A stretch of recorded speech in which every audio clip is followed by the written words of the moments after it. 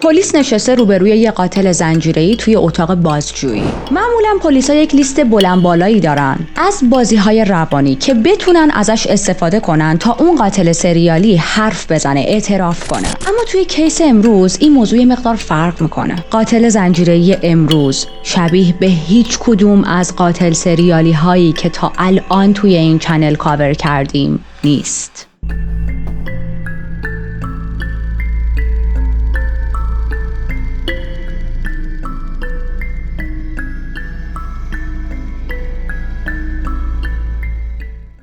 من ریتا هستم و در این چنل وارد دنیای جنایی میشیم. اگر به داستان‌های هیجان انگیز و ترو کرایم علاقه دارید میتونید همین الان چنل رو سابسکرایب کنید و زنگوله کنار رو هم بزنید که ویدیوهای جدید رو هم ببینید. دو تا نکته در رابطه با کیس امروز باید بگم. یکی اینکه کیس امروز بسیار ناراحت کننده است، مربوط به کودکانه و اگر توی شرایط روحی مناسبی نیستید بهتون پیشنهاد میکنم که بعداً بیاید و تماشاش کنید. دومی که این پرونده توی هند اتفاق افتاده و ما تو پرونده هایی که لوکیشنش هند بوده این موضوع رو زیاد دیدیم که بعضی از اسامی رو نداریم، بعضی از تاریخ ها رو نداریم، بعضی از روایت ها چند پهلوه. متاسفانه به خاطر سانسور زیادی که اتفاق میفته همچین موضوعی پیش میاد. anyway من تا اونجایی که میتونستم از تمام دوستای هندیم کمک گرفتم تا بتونم دیتاهای معتبری جمع کنم برای این پرونده. و راستش خیلی هم به من کمک کردن، مخصوصا برای اینکه اون بخش کالچر ماجرا رو بتونیم متوجه شیم. خب ما توی اینترو گفتیم که پلیس با یک قاتل سریالی طرفه. بازجویی با قاتل‌های سریالی معمولاً فرق داره با بازجویی که با یک نفری که فقط یک قتل رو انجام داده میکنن. پلیس‌ها با قاتل سریالی یه جور دیگه‌ای رفتار میکنن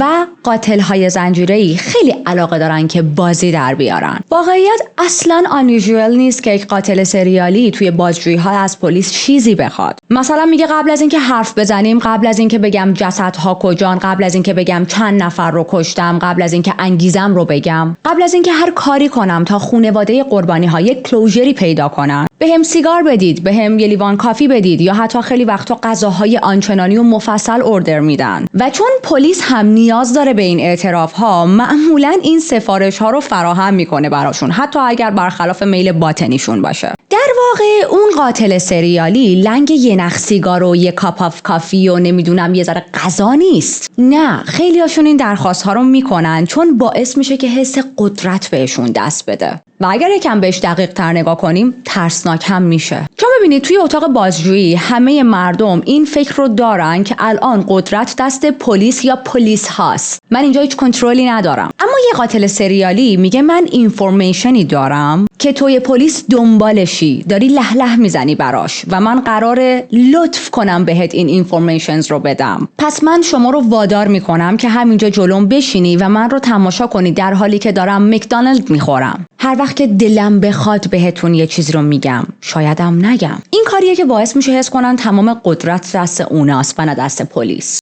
اما همونطوری که عقب‌تر اشاره کردیم این کیس خیلی کیس عجیبیه. توی این کیس هم قاتل سریالی درخواست خوراکی میکنه، ولی نه سیگار و نه کافی و نه حتی یک فست فود. در واقع بازپرس‌های این کیس روبروی یک سیریال کیلر نشستن و دارن ازش میپرسن که چرا این قتل‌ها رو انجام دادی؟ انگیزت چی بود؟ و این قاتل فقط یه چیز میگه من کوکی میخوام. به من کوکی بدید تا همه چیزو بهتون بگم. و ما بازم از یک کوکی خاص و متفاوت صحبت نمی کنیم. از کوکی داریم حرف میزنیم که تو خونه همه پیدا میشه، تو هر مغازه‌ای هست، همیشه بارها دیدیم. کوکی هایی که خیلی وقتها در کنار یک فنجون چایی میخوریم. بازپرسا عصبانی میشن، اما چه انتخابی دارن؟ از اتاق میرن بیرون، با کوکی و چایی برمیگردن و برای چند دقیقه توی اتاق بازجویی نشستن، دارن به اون قاتل سریالی نگاه میکنن که خیلی ریلکس داره کوکی و چاییشو میخوره توی سکوت اتاق. آروم آروم چاییشو هورت میکشه و انگار نه انگار که اومده توی اتاق بازجویی، انگار مهمونیه. لبخند رو لبش داره، انگار اصلا متوجه شرایطی که توش قرار گرفته نیست و خیلی فضا عجیبه. اگر یه نفر از بیرون نگاه کنه فکر میکنه که پلیسا دارن یک بعد از ظهری رو با یکی از دوستاشون میگذرونن و دور هم چای و کوکی میخورن. پلیسا هم متنفر بودن از اون لحظه، ولی چاره دیگه ای نداشتن. باید با دل اون قاتل سریالی راه میومدن تا بتونن جوابهای بیشتری بگیرن. وقتی قاتل کوکی هاش رو میخوره و سیر میشه، تکیه میده به عقب، رو صندلی میشینه و شروع میکنه به حرف زدن. میگه که اون خواب بود و از فعل شی استفاده میکنه، یعنی داره راجع به یک دختر صحبت میکنه. خواب بود، من آروم برش داشتم، بردمش بیرون و با یه آجر کشتمش. در واقع آجر رو برداشتم و چند بار کوبیدم توی صورتش، بعدم دفنش کردم. بهش میگن چرا با آجر بهش ضربه زدی؟ میگه راستش تلاش کردم اول خفش کنم، ولی خفه کردنش اونقدر برای من هیجان انگیز نبود، چون که اصلا مقاومت نمیکرد و برای همین من آجر رو انتخاب کردم. با آجر چندین بار بهش ضربه زدم چون میخواستم واکنشش رو ببینم. دلم میخواست ببینم که مبارزه میکنه. و وقتی ازش پرسیدن که چرا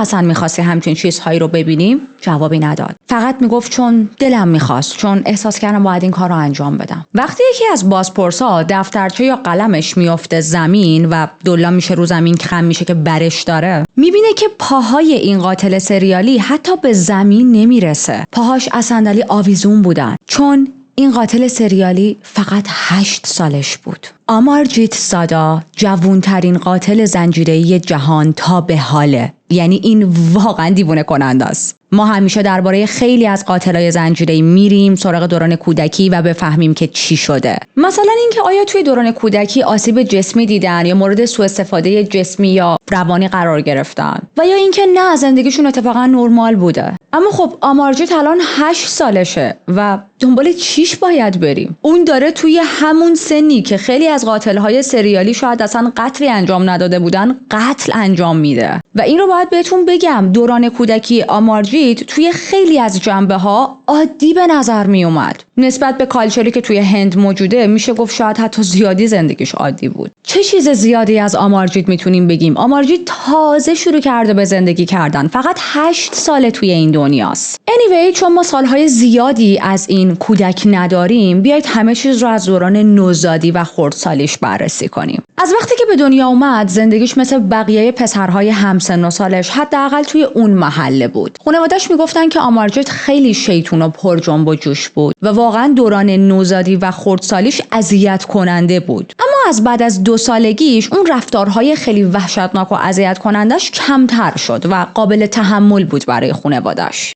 حتی اینو میگن که ما فکر نمی‌کردیم که رفتارش رفتار نگران کننده‌ای باشه. حتی جوری نبود که یکی بیاد و به این خانواده بگه که ای بچه شما با بقیه فرق داره ها، یه مدلیه ها، یه جوریه ها، باید نگرانش باشید. نه، آمارجیت رفتار بدش هم یه جورایی عادی بود، مثل خیلی از کودکانی که وقتی توی شرایط خاصی قرار میگیرن همچین الگوی رفتاری رو ممکنه نشون بدن. مثلا وقتی یه چیزی رو بهش نمیدادن، مثل خیلی از بچه‌های دیگه روی زمین دراز میکشید و گریه میکرد. یا بعضی وقتا که از پارک میخواستن برش گردونن خونه چون دیگه وقت بازی تموم شده بود، تظاهر میکرد که مرده شل شده و دوست نداره که بره خونه. تو بیانست ما واقعا نمیتونیم به این رفتارها بگیم خطرناک، رد فلگ، چون هر بچه‌ای ممکنه این کارها رو بکنه. وقتی چیزی که میخواست گیرش نمیومد، حسابی لجبازی میکرد. اصلا براش مهم نبود که خانواده‌اش وضع مالی خوبی ندارن، فقط براش این مهم بود که من فلان اسباب بازی رو میخوام، من فلان وسیله رو میخوام و شما باید برای من تهیه کنید. من فلان غذا رو برای شام یا نهار میخوام و به جز اون هیچ غذای دیگه‌ای نمیخورم. ولی خب تو بیانست باز هم این الگوی رفتاری چیز خطرناکی نیست و ما هزار کودک رو دیدیم و میبینیم که گاهی اوقات همچین لجبازی انجام میدن.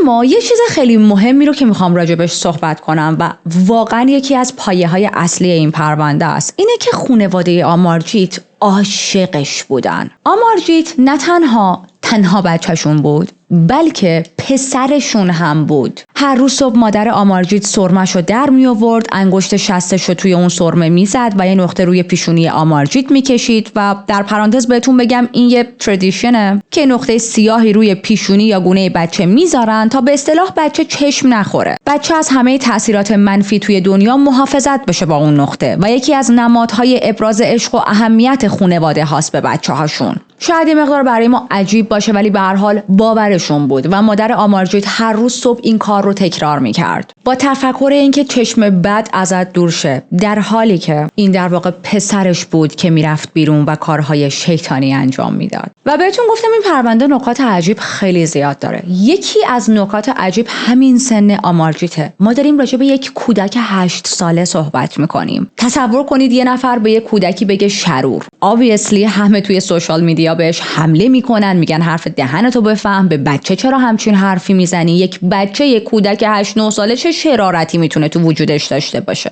ولی کودک کیس امروز کارهایی کرده که شاید به ذهن خیلی از آدم بزرگها هم نمیرسید. و واقعیت یه جوریه که خیلی ها وقتی داستان آمارجیت رو میشنون نمیتونن هضم کنن که یک کودک 8 ساله چنین جنایاتی انجام داده. برای بزرگترها مثل خانواده و فامیل آمارجیت مثل یک بچه کاملا نرمال بود، حتی حکم یک فرشته کوچیک مهربون رو داشت. همه با عنوان اینکه این بچه خیلی لبخند قشنگی داره، خیلی خوشخنده است، همیشه یک لبخندی رو لبش هست میشناختنش و ازش اسم میبردن. حتی همسایه ها هم همینطور بودن. حتی موقعی که تو اتاق بازجویی پیش پلیس ها نشسته بود هم تمام مدت یک لبخندی روی لبش داشت.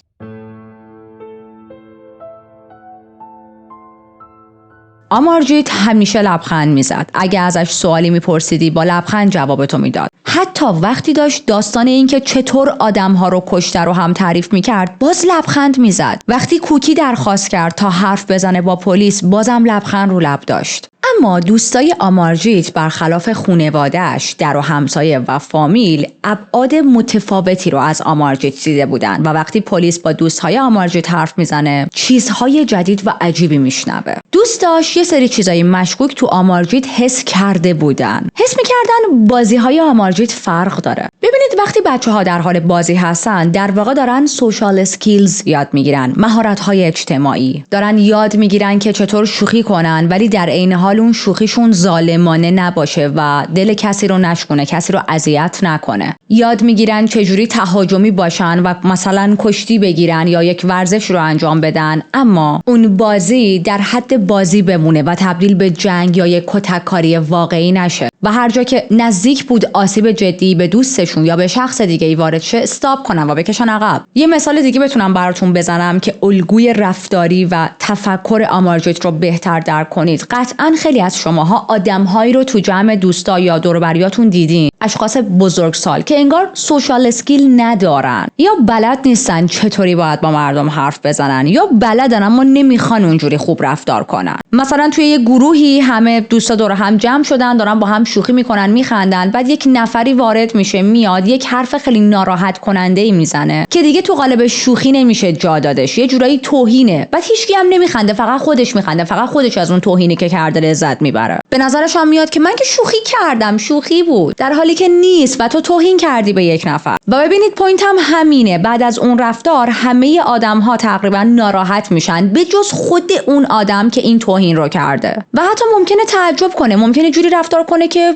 چی شده؟ چی گفتم؟ مگه شما هم دارید شوخی میکنید؟ خب منم شوخی کردم. و رفتار آمارجیت هم دقیقاً تو جمع دوستاش همین طوری بود، فقط یه مقدار بچگونه تر تو جمع کودکان. دوستاش میگفتن آمارجیت همیشه یه جورایی بیش از حد تهاجمی بود. یه چیزی توی وجودش بود که ما نمیتونستیم بگیم چیه، ولی اون رو متفاوت میکرد با بقیه و اون چیز خوبی نبود. مثلا وقتی که با هم کشتی میگرفتن یا یه سری بازیایی میکردن که فیزیکی درگیر میشدن، مثلا تو اون بازی باید همو هول میدادن یا حالا هر چی، آمارجیت میومد و واقعا اونا رو هول میداد. یعنی جوری هولشون میداد که طرف بخوره زمین و دردش بگیره، یا مثلا مشت‌های واقعی به دوستاش میزد، حالتی که واقعا میخواد به یک نفر آسیب بزنه و بعدش هم وای میستاد و میخندید. و من میخوام ما یادمون نره ما داریم راجع به یک عالمه کودک دیگه صحبت میکنیم. کودکانی که 6-7 سالن یا نهایت 8-9 سال سن دارن، هنوز خیلی جوونن، هنوز دارن کلی چیز یاد میگیرن، دارن یاد میگیرن که چطوری باید توی جمع رفتار کنیم، چطور باید بین خودمون رفتار کنیم، آیا باید یک چیز رو به خانواده هامون بگیم یا باید تو خودمون نگه داریم. هنوز کامل یاد نگرفتن که اگر یک نفر داره رفتار غلطی نشون میده بهش بگن نه، نکن، صبر کن، این کار تو درست نیست، این مدلی که تو بازی میکنی اشتباهه و تو داری به ما آزار میرسونی. برای همین آمارجیت یه جورایی از این موضوع سوء استفاده میکرد. حتی بعضی از دوستاش بعدها به پلیس میگن تک و توک ما بهش گفتیم که ببین تو داری اشتباه میکنی، مثلا این مدلی نباید بازی کنیم، تو داری آسیب به ما میرسونی، در صورتی که ما فقط میخوایم بازی کنیم، تفریح کنیم. توی بازی واقعی و شوخی نباید کسی آسیب ببینه، اذیت شه. و آمارجیت جواب میداد بهشون خیلی راحت که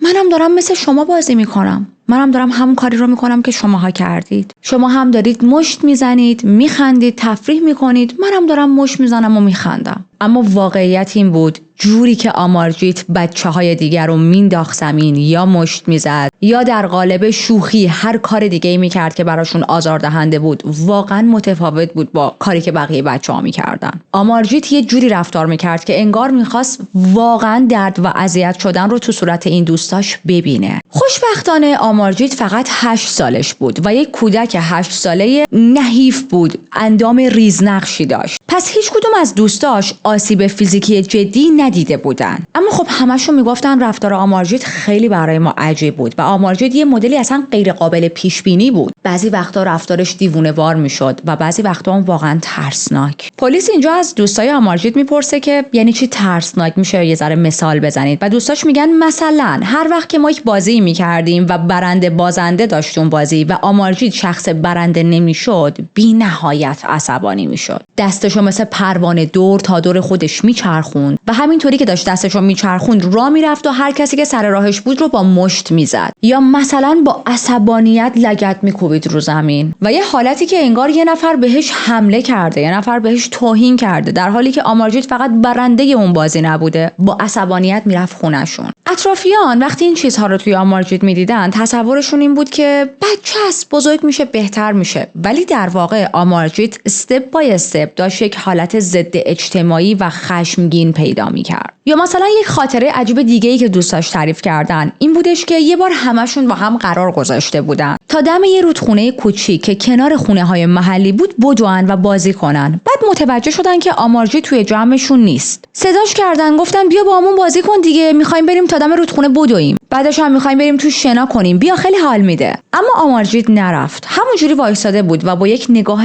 عجیبی به بچه‌ها نگاه می‌کرد. دوباره رفتن نزدیکش و بهش گفتن نمیای با همون بازی کنی؟ نمی‌خوای با ما بازی کنی؟ آمارجیت با یک تون صدای خیلی آروم و یه جورایی میشه گفت ویرد، یه جورایی میشه گفت واقعا عجیب غریب به اون دوستاش گفتش که راستش من نمی‌خوام امروز بازی کنم. دوستاش ازش پرسیدن چرا؟ دیگه دوست نداری با ما بازی کنی؟ دیگه دوست ما نیستی؟ دیگه از بازی کردن با ما لذت نمیبری؟ خیلی وقتا نرفتیم شنا کنیم تو اون رودخونه، بیا دیگه حال میده. و آمارجیت یهو عصبانی شد و شروع کرد جیغ زدن و فریاد کشیدن. با تمام وجودش داشت فریاد میکشید. و وقتی میگم جیغ و فریاد، حالا یه چیز ساده رو تصور نکنید، انقدر داشت از ته دل فریاد میکشید که رگای گردنش بیرون زده بود و معلوم بود. کل صورتش قرمز شده بود و واقعیت دوستاش خیلی ترسیدن و بودو از اونجا رفتن. شخصیت آمارجیت منو یاد این کاراکترهای فیلم ترسناک ها میندازه که مثلا یک بچه‌ای رو نشون میدن رفتارش عجیب و ترسناکه، دقیقاً برای من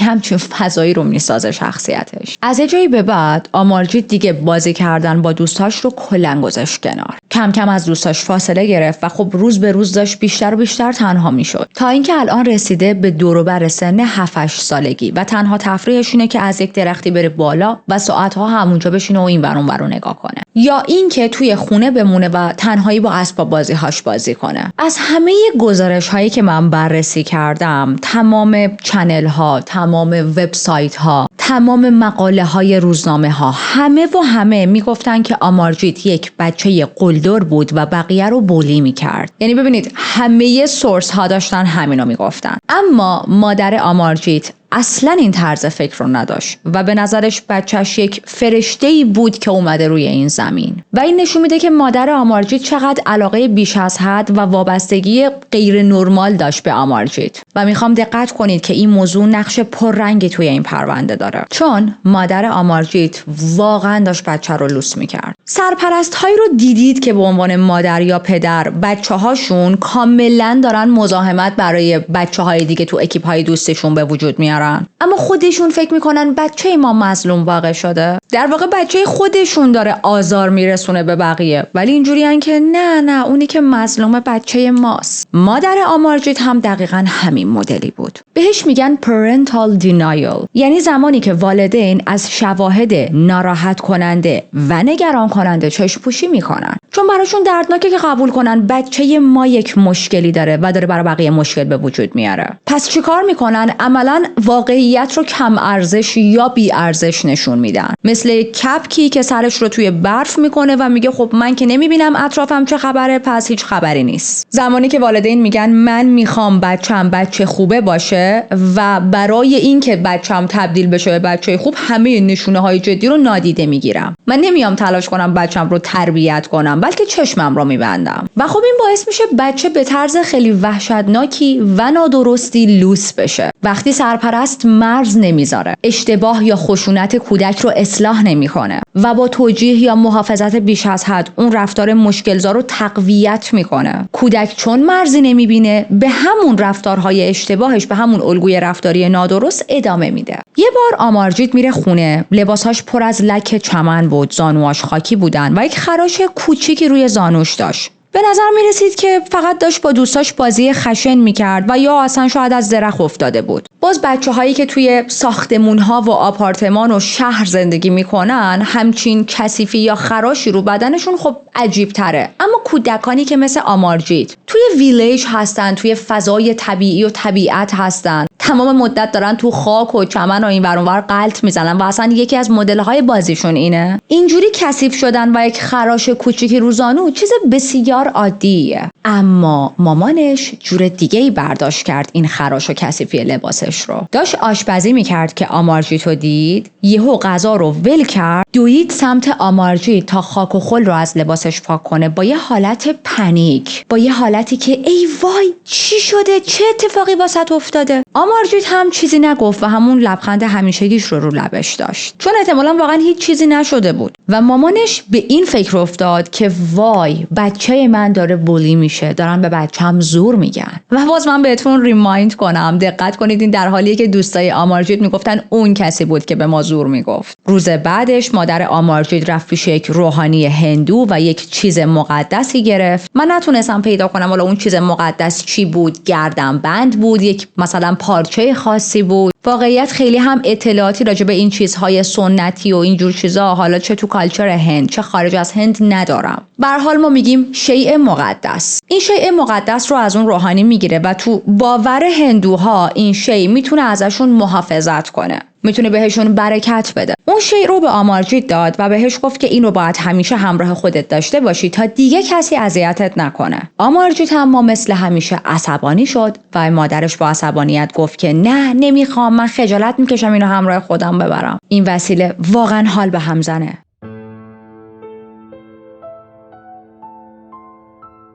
مادر آمارجیت عمیقاً اعتقاد داشت به چیزای مذهبی و سنتی و واقعاً باور داشت که اگر اون شیء همراه پسرش باشه از یه سری خطرها و اتفاقهای بد دور میمونه. اما خب آمارجیت اصلاً قبول نمی‌کرد که اون شیء رو همراه خودش این ور اون ور ببره. اون شیء به جای اینکه باعث بشه مادرش یکم منطقی‌تر باهاش صحبت کنه، هرچند توی اینجور چیزهای سنتی و خرافی منطقی وجود نداره، anyway عملاً تبدیل شد به موضوع اصلی بحث بین این مادر و پسر. و به جای اینکه مادرش ول کنه، فراموشش کنه وقتی میبینه که پسرش دوست نداره اون شیء رو همراه خودش ببره، چون بالاخره آمارجیت هم به عنوان یک انسان، درسته کودکه ولی به عنوان یک انسان حق این رو داره که نظر شخصی خودش رو بده، حق انتخاب داره، میتونه یه چیزی رو اکسپت کنه یا ریجکت کنه. مادرش یک حرف دیگه‌ای بهش میزنه به جای همه این رفتارهای نرمالی که میتونست انجام بده. بهش میگه که ببین این شیء خیلی مقدسه و مستقیم از یک معبد هندویی که مثلا اون معبد هم خیلی خاص و مقدسه اومده. این شیء نشون دهنده عشق و ایثاره، مستقیم از سمت خدا اومده روی این زمین. و شروع کرد این باور رو به آمارجیت دادن که این شیء یه چیز حالا ماورایی و خاصه، مثلا مثل چه میدونم چوب هری پاتر، و اگر تو این شیء رو همراه خود داشته باشی تو هم خاص میشی. بعضی ها توی کیس آمارجیت حدس میزنن که همینجا بود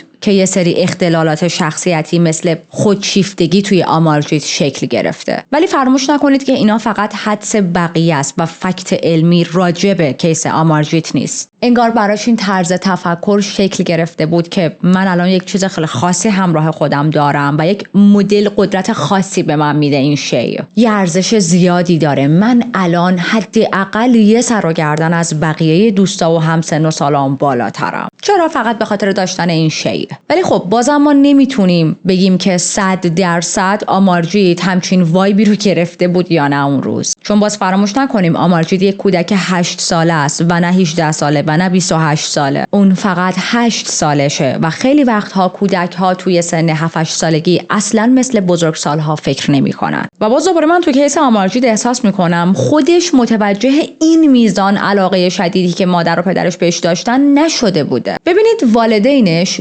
دائم زیر فشار بودن. پدر آمارجیت احتمالاً تنها کسی بود که کار میکرد. حالا کارش چی بود؟ کارگر روزمزد بود. یعنی هر روز میرفت سراغ مزارع اطراف و کسایی که زمین داشتن و ازشون میپرسید که مثلا نیروی کارگری میخواید. اگر همون روز بهش کار میدادن حقوق همون روز رو هم میگرفت، اما اگر اون روز کار پیدا نمیکرد یعنی هیچ پولی هم در نیاورده بود و خیلی وقتها مجبور بود از یک مزرعه به مزرعه دیگه بره تا ببینه بالاخره کسی کاری نیاز داره یا نه. اگر به وقت همه مزرعه ها میگفتن که نه ما کاری نداریم بهت بدیم، اون روز هیچ درآمدی نداشت و دست خالی باید برمیگشت خونه. و خب این خیلی وضعیت ناپایداریه برای منبع درآمد. حتی روزهایی هم که کار میکرد و یک نفر کاری داشت که بهش بده، درآمد خیلی کمی به دست می آورد. دستمزد متوسط کارگرهایی که اینجوری روزانه کار میکردن توی اون منطقه الان با در نظر گرفتن نرخ تورم دارم بهتون میگم حدود $2-3 در روز بود. یعنی پدر آمارجیت از صبح تا شب که تو زمین یک نفر کار میکرد ممکن بود بین $2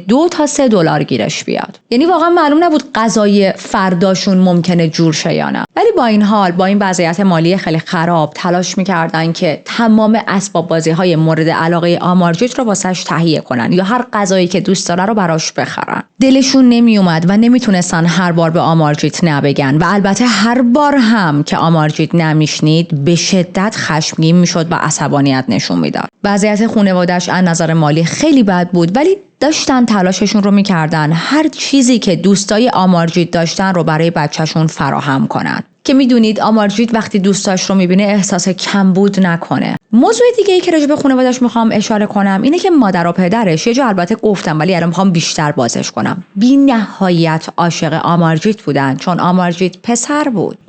بله، والدین آمارجیت بسیار سنتی بودن و ما اینو تو کیس های قبلی که لوکیشنمون هند بود بررسی کردیم که هندی ها اون خانواده های سنتیشون خیلی براشون مهمه که حتما پسر به دنیا بیارن. حتی توی هند تعیین جنسیت ممنوعه. یعنی یه کسی که بچه داره نمیتونه جنسیت بچهش رو بفهمه تا موقعی که به دنیا بیاره. چرا؟ که اگر دختره نرن و بچه رو از بین ببرن یا توی کیس های خیلی بدتر که زیادم اتفاق افتاده بچه رو زنده به گور کنن. واسه همین دولت اومده کلا تعیین جنسیت قبل از تولد رو ممنوع کرده و اگر یک بیمارستان یا پزشکی جنسیت کودکی رو به خانواده‌ای بگه کلا شغلش رو از دست میده، جواز پزشکیش رو از دست میده و حکم هم میگیره. خانواده آمارجیت هم تصورشون این بود که پسردار شدن اونم به عنوان اولین بچه‌شون بهترین اتفاقی بود که میتونست براشون بیفته. طرز تفکرشون این بود که پسر وارثه، کسیه که قراره همیشه کنار ما بمونه، همیشه تو خونمون زندگی کنه، حتی بعد از اینکه ازدواج کرد خودش و زنش یا بیان تو خونه ما با ما زندگی کنن یا ما میریم با اونا زندگی میکنیم. پسر تا زمان پیری مراقب ماست. از طرفی راجع به دختر این دیدگاه رو داشتن که دختر یک کادو، یه هدیه است که موقت پیش ماست. ما میتونیم لحظات خوب و قشنگی رو کنار دخترمون بگذرونیم، اما وقتی که بزرگ شه و به اون سنی که حالا در جامعه تعیین شده برای ازدواج برسه باید دیگه بره و با خانواده همسرش زندگی کنه. دقیقاً مثل یک هدیه‌ای که ما آمادش میکنیم میدیم به یک نفر دیگه، مثل یک شیء. اوکی بچه‌ها، تعریف کردن این چیزا خیلی برای من سخته با توجه به شناختی که از شخصیت من دارید و خیلی دارم جلو خودم میگیرم که اصلاً اپینین شخصی خودم رو نگم. یعنی هی میام دهنمو باز کنم، هی میگم ساکت شو. خواستم فقط بدونید که یک جنگ درونی توی خودم دارم و اگر از رفقای قدیمی باشید میدونید الان من چه حرفایی دلم میخواد بزنم و نمیزنم. خب خانواده هایی با همچین تفکرهای سنتی قطعاً وقتی یک پسری توشون به دنیا بیاد اون پسر براشون حکم خدا میشه و انقدر لوس تربیتش میکنن که با کلمات نمیشه توصیفش کرد. حالا که با خود آمارجیت، شخصیتش، رفتارش بین دوستاش و نوع تربیت خانواده‌اش بیشتر بیشتر و بیشتر آشنا شدیم، وقتشه که بریم سراغ جنایت‌هایی که انجام داده. چون خیلی مهم بود که اول شخصیت آمارجیت رو براتون تعریف کنم تا بتونید ما بقیه اتفاقها رو بهتر درک کنید. آمارجیت یک خاله‌ای داشت، خواهر مادرش به اسم مینا. یه روز مینا میاد پیش مادر آمارجیت و بهش میگه که یک لطف بزرگی در حق من میکنی، یک خواهشی دارم. میگه که میشه برای 1 ماه یا حالا 1.5 ماه بچه 6 ماهه من رو نگه داری؟ مینا میگه که من خیلی خسته شدم، هیچ کس منو درک نمیکنه، بعد از زایمان افسردگی سراغ من اومده. و داستان از این قرار بود که از 6 ماه پیش که مینا زایمانش رو انجام داده بود، واقعا هم از نظر روانی خیلی به هم ریخته بود و دچار افسردگی بعد از زایمان شده بود و هم از نظر جسمی خیلی ضعیف شده بود. نه همسرش ازش حمایت میکرد، نه خانواده خودش، نه خانواده همسرش، هیچ کس. و از طرف دیگه یک مشکل خیلی بزرگی هم تو زندگیشون بود به اسم مشکل مالی. اونم در حدی که انقدر وضعیت مالیشون بد بود که یه وقتا نمیتونست درست و حسابی شکم خودش یا نوزاد تازه به دنیا اومدشون رو سیر کنه. در واقع مینا و همسرش تا گردن زیر بدهی و قرض بودن و خب از وقتی هم که یک بچه‌ای به عنوان عضو جدید توی خونشون اومده بود، این وضعیت بدتر هم شده بود. فاینالی مینا میتونه یک شغلی پیدا کنه، اما این شغل توی اون روستای خودشون نبود و تو شهر کناری بود. همونطور که اشاره کردیم کل این ماجرا داره توی یک روستایی اتفاق میفته، یک روستایی که جمعیت خیلی کمی داره. شغلی که مینا پیدا کرد کار نظافت بود. میرفت خونه مردم رو تمیز میکرد، اما خب این کاری نبود که بشه بچه رو هم با خودش ببره. اونم یه بچه 6 ماهه. مجبور بود هر روز چند ساعت بره سر کار، خونه های آدم ها رو یکی یکی تمیز کنه. ساعت کارش از صبح خیلی زود شروع میشد و گاهی تا 7 یا 8 شب هم طول میکشید. هر چقدر سریعتر کار اون خونه رو تموم میکرد میتونست بره خونه بعدی و خب خونه های بیشتری رو تمیز کنه و پول بیشتری در بیاره. خیلی وقتها کارش تا نیمه های شب طول میکشید، در حالی که مجبور بود نصف شب بره یه جا بخوابه و صبح خیلی زود دوباره بیدار شه و بره سر کار. یعنی این مدل کار اصلاً تعطیلی نداشت و با همه این زحمت‌ها و ساعت‌های کاری طولانی و طاقت فرسا پول خیلی زیادی هم نصیبش نمی‌شد. اونجوری نبود که بگیم الان حالا اوکی کارش خیلی سخته ولی خوب پولی داره در میاره. نه، آخر هر ماه میتونست بین 35 تا $100 پول در بیاره. اما خب اوضاع مالیشون انقدر خراب بود که مینا حتی به همین پول خیلی کم هم قانع بود و واقعا بهش نیاز داشت. obviously هیچ مادری دلش نمیخواد که بچه‌ش رو، اونم کودک تازه به دنیا اومدهش رو، بذاره پیش یکی دیگه. ولی برای مینا این تنها راهی بود که بتونه یه ذره پول جمع کنه، پول سیف کنه و شاید در آینده بتونه شرایط بهتری رو برای بچه‌ش فراهم کنه. میدونم ممکنه برای بعضی از مخاطب‌ها این سوال پیش بیاد که خب خانواده‌ای که اینقدر وضع مالیشون افتضاح و بده اصلا چرا بچه‌دار شدن؟ اینجا لازمه یک نکته خیلی مهمی رو بهتون بگم که توی بیشتر خانواده‌های هندی متاسفانه دیده میشه. البته راه دور نریم، تو خیلی از خانواده‌های ایرانی هم همچنان دیده میشه. فقر فرهنگی همه جا وجود داره. اونم اینه که تو کالچر هندی ها بچه دار شدن یک اجباره. ببینید این چیزایی که دارم میگم قانونی نیست که جایی نوشته شده باشه، اما واقعا بخشی از کالچرشونه. خیلی از خانواده‌های هندی، مخصوصا اون خانواده‌های سنتی که مثلا توی شهرها و روستاهای خیلی کوچیک‌تر دارن زندگی میکنن و خب obviously از نظر فرهنگی ضعیف‌ترن، سواد کمتری دارن، این خانواده‌ها معتقدن که به محض ازدواج باید اون زوج بچه دار شن. اونم نه فقط تک بچه بلکه چند تا بچه. و اگر یک زوجی این کار رو نکنن و بچه دار نشن، 1001 جور انگ بهشون میچسبه، خیلی روشون فشار میاد، چون تمام خانواده و فامیل این زوج باورشون اینه که شما زندگیتون بی برکت مونده، بچه با خودش برکت میاره. برای همین بچه دار شدن براشون چیز خیلی نرمالیه، فارغ از این که ما وضعیت مالیمون بده. همونقدر عادی که ما میریم بیرون غذا میخوریم، برای اونا هم همینقدر عادیه که ما ازدواج کنیم دیگه، حالا بچه دار شیم. واسه همینه که حتی خانواده‌هایی مثل خانواده مینا که وضع مالی خیلی بدی دارن باز هم بچه میارن، با این تفکر که بچه که بیاد برکت و نعمت هم باهاش میاد، در حالی که واقعیت اینطوری نیست. ولی خب همین باور باعث شد توی این پرونده مینا با وجود شرایط خیلی سخت مالی باز هم بچه دار شه. و البته فراموش نکنیم حتی پدر و مادر آمارجیت هم همین وضعیت رو داشتن، اونها هم با وجود فقر شدید باز بچه دار شده بودن و آمارجیت رو به دنیا آورده بودن. از اون طرف هم منطقی بود که مینا بچهش رو بذاره پیش مادر آمارجیت. اسم مادر آمارجیت پرول بود، نمیدونم من تا اینجا گفتم یا نه. و چرا میگم منطقی؟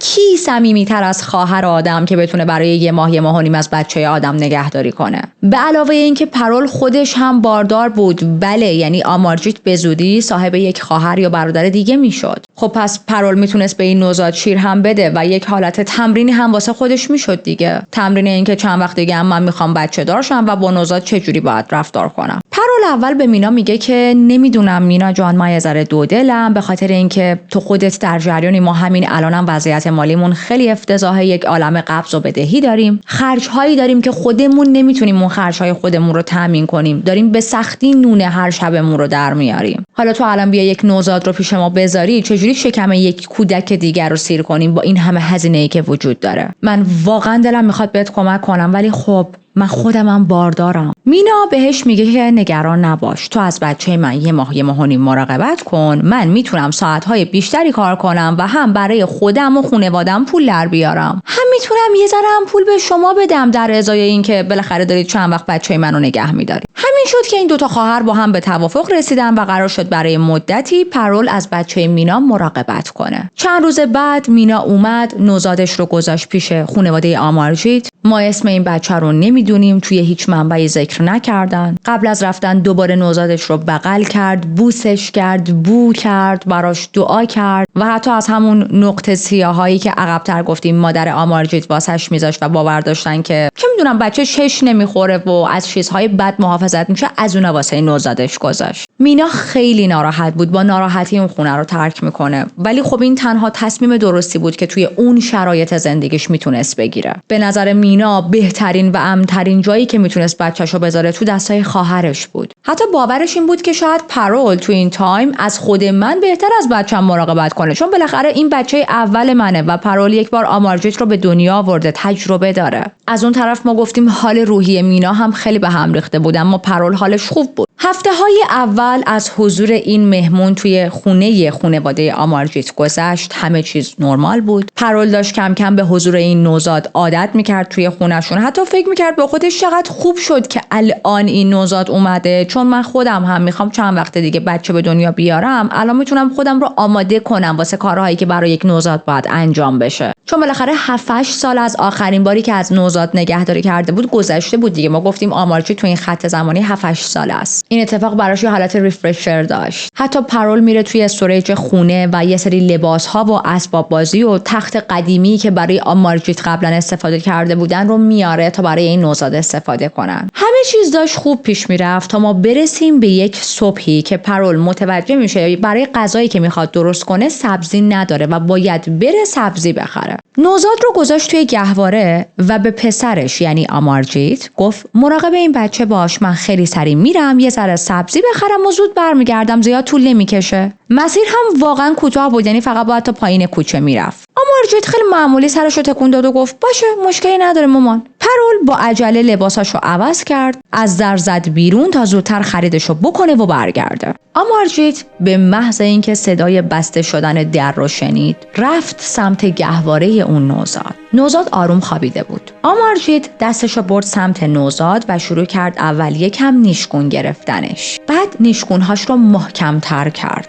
نه از اون نیشگونهای خیلی خیلی آرومی که ما یه وقتا از لپ بچه‌های کوچیک میگیریم، نه. بعد یکم زل زد به نوزاد. چند ثانیه یا شاید هم چند دقیقه خیره موند. بعد دستشو برد عقب و با تمام زوری که داشت یک سیلی محکم کوبید تو صورت نوزاد. طبیعتا نوزاد از شدت شاک و درد جیغ کشید و شروع کرد گریه کردن، ولی آمارجیت داشت میخندید از همون لبخندهایی که همیشه رو لبش داشت. انگار صدای جیغ و گریه نوزاد برای آمارجیت نشونه رضایت بخشی بود، نشونه این بود که به هدفش رسیده. هدفش این بود که به این نوزاد آزار برسونه و الان موفق شده. بعد دستشو برد بالا و چند بار دیگه همونطور محکم سیلی کوبید تو صورت این نوزاد. حتی با ناخوناش یک عالمه خط و خراش انداخت رو صورت این نوزاد. انقدر این خراش انداختنها رو ادامه داد که صدای نوزاد گرفته بود. نوزاد انقدر گریه کرده بود، فریاد زده بود که صداش دیگه درست در نمی اومد. و نکته عجیب میدونید چیه؟ آمارجید وقتی داشت این چیزها رو برای پلیس تعریف میکرد از کلمه شوخی استفاده میکنه. میگه داشتم شوخی میکردم باهاش. یعنی دقت کنید داره همه این چیزها رو میگه. داره میگه که خراش انداختم رو صورتش، سیلی زدم تو صورتش. داره همه اینا رو میگه، اما میگه شوخی کردم. مثلا یه جا به پلیس میگه وقتی این شوخی ها تموم شد، دقت کنید، دستام رو بردم سمت این نوزاد توی گهواره و سعی کردم ناخونه‌هامو فرو کنم تو گردن این نوزاد. درسته که آمارجید خودش هم کودکه، ولی بالاخره زور یک کودک 7-8 ساله از یک نوزاد 6 ماهه خیلی بیشتره. آمارجید خودش میگه که میخواستم ناخونمو توی گردنش فرو کنم که ببینم چقدر باید این ناخونمو فشار بدم تا از گردنش خون بیاد بیرون. ولی خب این اتفاق نیفتاد، به خاطر اینکه حالا یا آمارجید زورش نرسید یا ناخوناش اونقدر تیز نبود و کوتاه بود. بعد دستشو دور گردن اون نوزاد حلقه کرد و تا جایی که میتونست فشار داد، در حالی که چشم از نوزاد بر نداشته بود و زل زده بود بهش، چون میخواست ریاکشن های نوزاد رو ببینه. دید که نوزاد نفسش تنگ شد، دید که چشاش قرمز شد، تغییر رنگ داد و این نوزاد هیچ فرصتی نداشت تا از خودش دفاع کنه، چون نوزاد انسانها و حیوانات بی‌دفاع ترین و آسیب پذیرترین موجودات هستن توی این دنیا و خفگی خیلی راحت میتونه براشون اتفاق بیفته. یعنی در حد 15 یا 20 ثانیه، همینقدر کوتاه، همینقدر سریع میتونه بیهوشی و مرگ براشون اتفاق بیفته، در حالی که بزرگترها میتونن تا چندین ثانیه یا حتی 1-2 دقیقه نفسشون رو نگه دارن بدون اینکه حالت خفگی بهشون دست بده، بدون اینکه رنگ صورتشون تغییر کنه یا اذیت بشن. متاسفانه این نوزاد حتی قبل از اینکه پرول پاش برسه به اون خونه جونش رو از دست داد و آلردی مرده بود. ولی آمارجید متوجه نشد. نمیدونم با خودش چه فکری کرد، ولی هنوز شک داشت که آیا واقعا این نوزاد مرده یا نه. حتی به خودش این فکر رو میکنه که من هنوز وقت دارم چون مامانم برنگشته خونه، پس میتونم آزمایش‌های بیشتری روی این کودک انجام بدم. نوزاد کوچیک رو برداشت، برد توی حیاط پشتی خونه‌شون. اول به ذهنش رسید که همونجا روی چمن‌ها رهاش کنه، اما خب این براش کافی نبود. دلش می‌خواست کارهای دیگه روی نوزاد انجام بده تا ریاکشن‌های متفاوتی ببینه، در حالی که ما گفتیم توی این خط زمانی نوزاد دیگه از دنیا رفته. همونجا توی حیاط چشش به یک آجری میخوره. آجر رو میاره و پشت سر هم نان استاپ اون آجر رو میکوبه تو جمجمه ظریف اون نوزاد. به گفته خود آمارجید انقدر با این آجر ضربه میزنه تو سر این نوزاد که کاملا مغز نوزاد پخش شده بود رو زمین اطراف. زمین و چمنها پر بود از مغز اون نوزاد. بعضی از منابع گفته بودن قبل از اینکه این ضربه ها رو بزنه به نوزاد یه مقدار هم گل و چمن و اینجور چیزا ریخته بود تو دهنش، اما خب من نمیدونم چون این منابع خیلی معتبر نبودن. نمیدونم چقدر میشه به حرفشون اعتماد کرد. چیزی که اما همه منابع تایید کردن این بود که آمارجید از کاری که داشت انجام میداد خوشحال بود. بعد از این کار یه بیلچه کوچیکی اون کنار بود، برداشت و شروع کرد زمین رو کندن. یک قبر کم عمقی کند، این نوزاد رو گذاشت توی اون قبر و تا جایی که میتونست روش خاک ریخت تا جسد رو کاملا پنهان کنه. خب ما گفتیم به خاطر ضربه های شدیدی که با آجر به سر این نوزاد زده بود، بخش زیادی از مغز این نوزاد پخش شده بود روی زمین و اون قسمت ها رو هم با خاک پوشون تا چیزی مشخص نشه. بعد هم حالتی که انگار هیچ اتفاقی نیفتاده رفت تو خونه و کل این ماجرا کمتر از نیم ساعت طول کشید. یعنی توی کمتر از نیم ساعت آمارجید به وحشیانه ترین شکل ممکن جون یک نوزاد رو گرفت، اونم در حالی که خودش هنوز یک کودکه. پرول برمیگرده خونه و اولین صحنه‌ای که می‌بینه آمارجید بود که غرق دنیای کودکانه خودش بود و داشت با ماشین‌های اسباب بازیش بازی می‌کرد و حتی به ذهنش نرسید که ممکنه اتفاق وحشتناکی توی این خونه افتاده باشه، چون رفتار آمارجید بسیار نرمال بود. راستش شاید بهترین تصمیم دنیا نباشه که شما وقتی یک بچه‌ای دستت امانته بذاریش پیش یک کودک 7-8 ساله دیگه، یعنی یک کودکی رو بذاری پیش یک کودک دیگه برای انجام یک کاری بیرون از خونه. اما خب توی اون محل نه دیکر وجود داشت، نه پرستار بود و نه مثل کالچری که ما توی آمریکا، کانادا یا خیلی از کشورهای اروپایی میبینیم حالتی بودش که وای اگر شما بچت رو تنها بذاری مثلا از سمت پلیس جریمه میشی. واقعا جایی نبود که بتونی برای چند دقیقه بچه رو بسپاری بهش و بری کارات رو انجام بدی. و تو محله اصلا این چیزا خیلی عادی بود، خیلی‌ها این کارو می‌کردن، خیلی‌ها بچه‌شون رو پیش بچه‌ی دیگه تنها می‌ذاشتن میرفتن بیرون میومدن، یا حتی بچه‌شون رو تنهایی توی خونه می‌ذاشتن میرفتن یه کاری می‌کردن و میومدن. پرول میاد خونه با لبخند به آمارجیت میگه مامان برگشت خونه قربونت برم، و همزمان کیسه‌های خرید و گذاشت رو زمین و همونجا شروع کرد به خودش فکر کردن که پس نوزاد کو، چرا اصلا صداش نمیاد. سرشو برگردون سمت آمارجیت و دید اون هنوز داره خیلی ریلکس با اسباب بازیاش بازی میکنه، یعنی حتی جواب سلام مادرش رو هم نداده بود. و اینجا پرول دوباره از آمارجیت میپرسه که آمارجیت عزیزم صدای منو میشنوی؟ بچه کجاست، تو تختشه؟ آمارجیت هیچ جوابی نداد. پرول کیسه‌های خریدو کاملا ول کرد، اومد نزدیک آمارجیت، یه ذره بهش نگاه کرد و دید آمارجیت یک لبخند عجیبی روی صورتش داره، از این لبخندایی که انگار یه چیزی میدونه ولی نمیخواد بگه و این بهش حس خوبی میده، شبیه وقتایی که یه بچه شیطنتش گل میکنه و مثلا دست کلید آدمو قایم میکنه، ولی خب ما میدونیم کاری که آمارجیت کرده خیلی خیلی دارک تر از قایم کردن دست کلیده. پرول یکم میترسه و به آمارجیت میگه که بس دیگه، شوخی بسه، بچه کجاست؟ آمارجیت خیلی خونسرد بازی رو ول کرد، اسباب بازیاشو رها کرد، دست پرول رو گرفت برد حیاط پشتی، همون جایی که اون نوزاد رو دفن کرده بود، و بدون هیچ مکث یا رودرواسی با دست محلی که دفن کرده بود نوزاد رو نشون داد و گفت اونجاست، من کشتمش و اونجا خاکش کردم.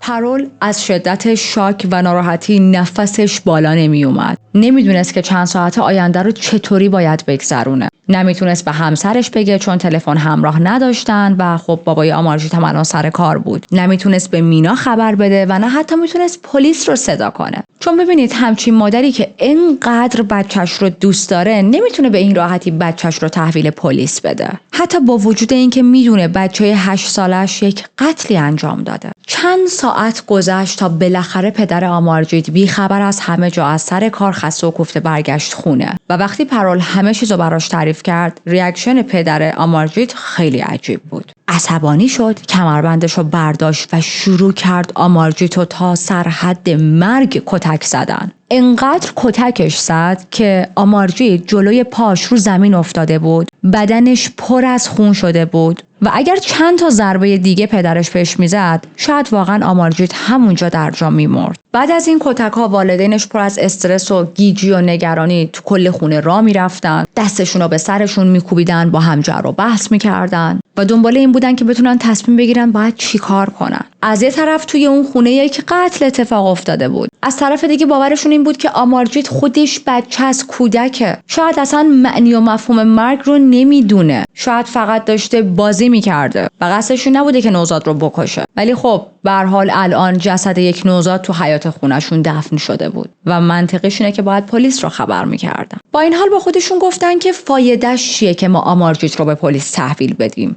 اون نوزاد که دیگه با تحویل دادن آمارجیت به پلیس زنده نمیشه، فقط زندگی آمارجیت نابود میشه. خودمون مجازاتش میکنیم، کتکش میزنیم، ادبش میکنیم، انقدر میزنیمش که دیگه فکر همچین کاری دوباره به سرش نزنه. هر چیزی که اتفاق افتاده دیگه گذشته و قابل جبران نیست. پس آمارجیت رو به پلیس تحویل نمیدن، به پلیس هیچ حرفی نمیزنن، چون باورشون این بود که اون نوزاد که دوباره زنده نمیشه و همینجوری موندن تا حالا مینا از اون سفره یه ماه و نیمش برگرده و ببینن که چی میشه. آره، با تحویل آمارجیت به پلیس اون نوزاد دوباره زنده نمیشه، اما جلوی قتل‌های بعدی گرفته میشد. 1 ماه از این حادثه میگذره. مینا بالاخره برمیگرده، میاد تا بچه‌شو ببینه، بچه‌شو بغل کنه، ولی خب ما میدونیم بچه‌ش دیگه زنده نیست. وقتی رسید تو خونه پرول، خونه یک جو سنگینی داشت. رفتار پرول و همسرش یه جوری بود، یه مدلی بودن، سرسنگین بودن، حالتی که ناراحت بودن، انگار میخوان یه چیزی بگن و نمیتونن بگن. میشوننش رو مبل و مینا از پرول و همسر پرول میپرسه که بچه‌م کجاست؟ شماها چرا اینجوری؟ چرا یه جوری رفتار میکنید؟ عجیبید. پدر آمارجیت میاد جلوی مینا میشینه، زانو میزنه و همه چیز رو براش تعریف میکنه.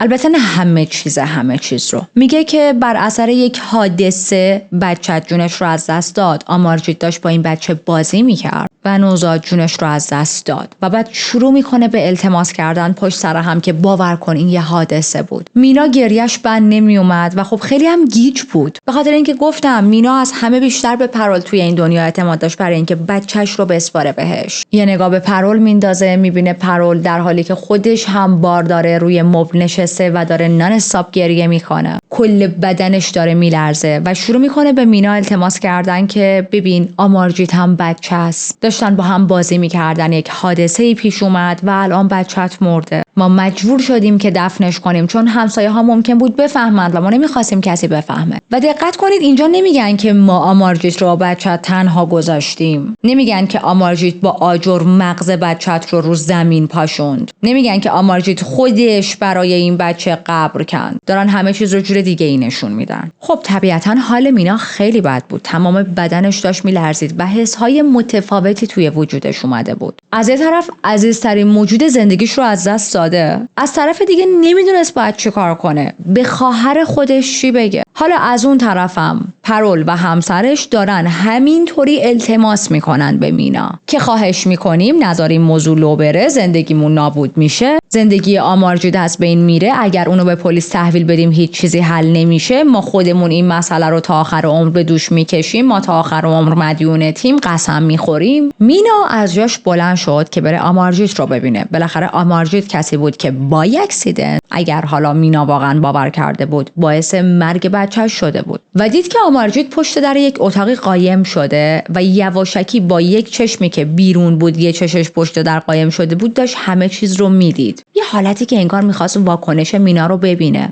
مینا وقتی میشنوه که نوزادش مرده چی کار میکنه. چیزی که مو به تن مینا سیخ کرد و بعدها برای پلیس تعریف میکنه این بود که آمارجیت همونطور که پشت در قایم شده بود و داشت با نصف صورتش بیرون رو نگاه میکرد، کاملا واضح بود که داره میخنده و لبخند روی لبش بود. خیلی کریپیه. به نظرم تا ابد میشه از شخصیت آمارجیت فیلم ترسناک درست کرد. با این حال به هر دلیلی مینا قبول کرد که از خواهر و خانواده خواهرش شکایت نکنه. شاید واقعا دلش برای آینده آمارجیت سوخت، شاید فکر کرد اگر من بیام زندگی یه پسر 7-8 ساله رو از هم بپاشونم، نوزاد من که بر نمیگرده، چه سودی برای من داره. ولی عوضش آمارجیت میتونه بزرگ شه، رشد کنه، از این ماجرا عبور کنه و موفقیت توی زندگیش کسب کنه. شاید نمیخواست روابط خانوادگیشون به هم بریزه، چون توی اون روستای کوچیک اینجوری بود که هر کی هر کاری میکرد بقیه سری میفهمیدن. اگه مینا با خواهرش سر یک موضوعی قطع رابطه میکرد، سری همه اینو میفهمیدن و تا ته و توی این داستان رو در نمیآوردن، ول نمیکردن. پس در نهایت هم میرسیدن به این موضوع که آمارجیت نوزاد مینا رو به قتل رسونده و باز دوباره پای پلیس میومد وسط و آبروی کل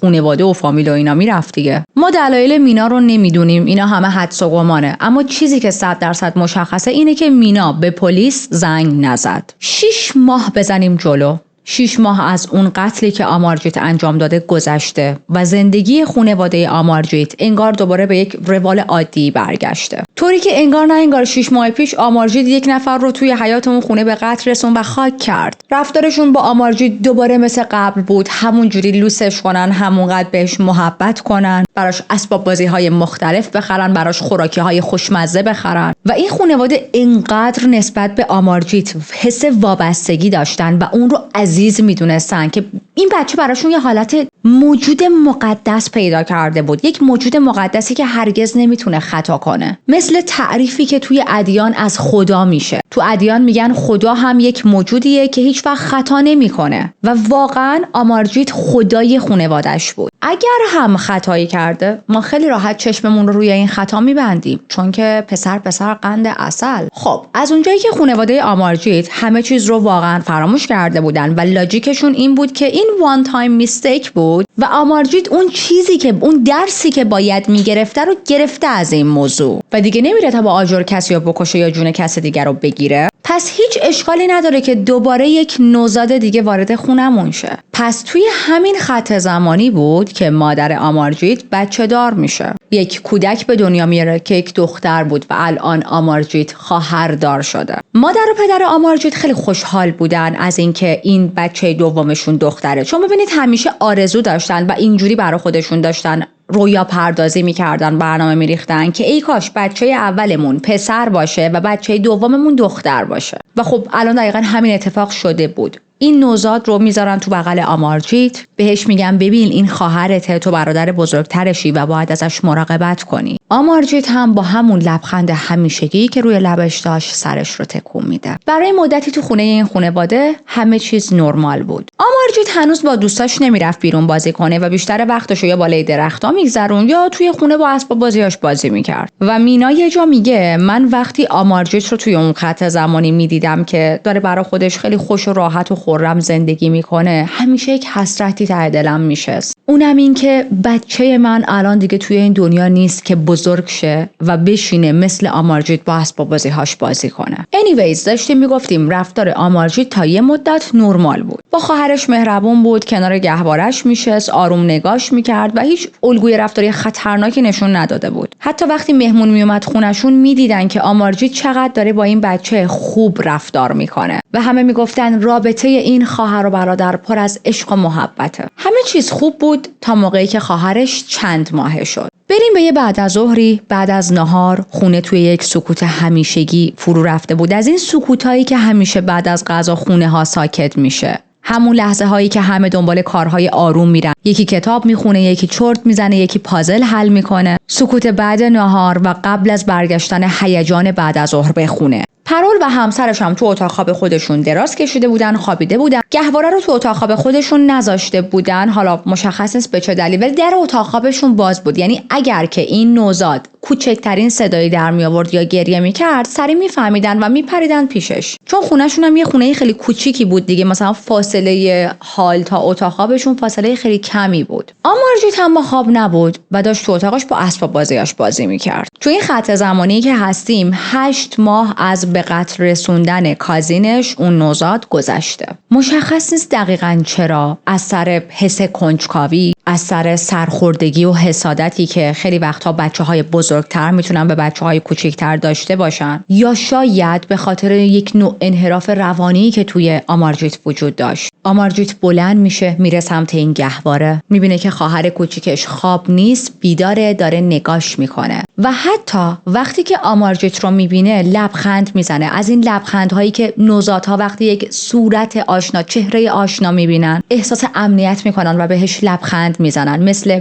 چهره یکی از اعضای خانواده‌شون. آمارجیت خم شد، حالتی که انگار میخواد خواهرش رو بغل کنه، اما هدفش بغل کردن نبود. دستاشو انداخت دور گردن خواهرش و کامل راه تنفسیش رو بست. جوری داشت گردن این نوزاد رو فشار میداد که این نوزاد نتونست حتی گریه کنه یا فریاد بزنه یا کوچکترین صدایی از خودش در بیاره که مادر و پدرش تو اتاق بشنون. فقط فشار دست آمارجیت بیشتر و بیشتر میشد و این کودک دست و پا زدن شدیدتر میشد. بعد از چند ثانیه، زمان خیلی کوتاهی، دید که خواهرش دیگه دست و پا نمیزنه و وقتی دستاشو از دور گردن کوچیک اون نوزاد برداشت، دید اصلا دیگه تکون نمیخوره. آمارجیت سری رفت توی اتاق خودش، دوباره اسباب بازیاشو برداشت و مشغول بازی کردن شد. یه جوری داشت با اسباب بازیاش بازی میکرد که انگار نه انگار همین الان خواهر نوزادش رو خفه کرده. چند دقیقه میگذره، خانواده‌اش از اون نپ تایمشون بیدار میشن. پرول میره سمت گهواره بچهش، خم میشه تا بوسش کنه و نوازشش کنه، اما به محض اینکه دستش میخوره به پوست این بچه وحشت میکنه و با ترس دست خودش رو میکشه، چون پوست بچه سرد بود و خیلی هم سفت شده بود. با وحشت همسرش رو صدا میکنه. نگاه میکنه، میبینه آمارجیت تو اتاقشه و خیلی بیخیال داره با اسباب بازیاش بازی میکنه و یک حس بدی بهش دست میده. پرول با عصبانیت میره سمت آمارجیت و فریاد میزنه چی کار کردی؟ تو خواهرت رو کشتی؟